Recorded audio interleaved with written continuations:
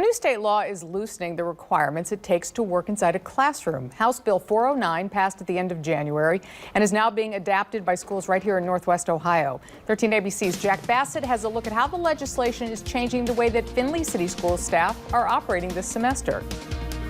Lots of students and a whole lot less staff. We were seeing shortages of 13 to 15 subs at our high school and middle schools each day. Superintendent Troy Roth explains that in November, 174 substitute teaching positions went unfilled, forcing Findlay School District officials to move a portion of its student body to fully remote learning. This was an issue for us last year, and then you add on the pandemic, it just compounded it where a number of subs weren't comfortable coming into the buildings this year, so we saw the need increase.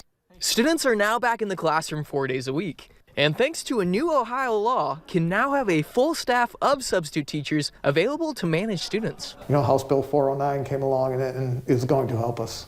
House Bill 409, sponsored by State Representative Haraz Ganbari and State Senator Teresa Gavarone, allows district staff the emergency action to hire candidates without having a bachelor's degree. Findlay officials explain subs still have to pass a background check, hold a state-issued substitute teaching license, and meet Findlay school standards. The candidates have gone through the vetting process, pretty much the same thing that any other substitute would get, except for they don't have the college degree. So it's not just like anybody can walk in off the street and do that. Superintendent Roth telling 13 ABC more than a dozen subs have been hired as a result of the law.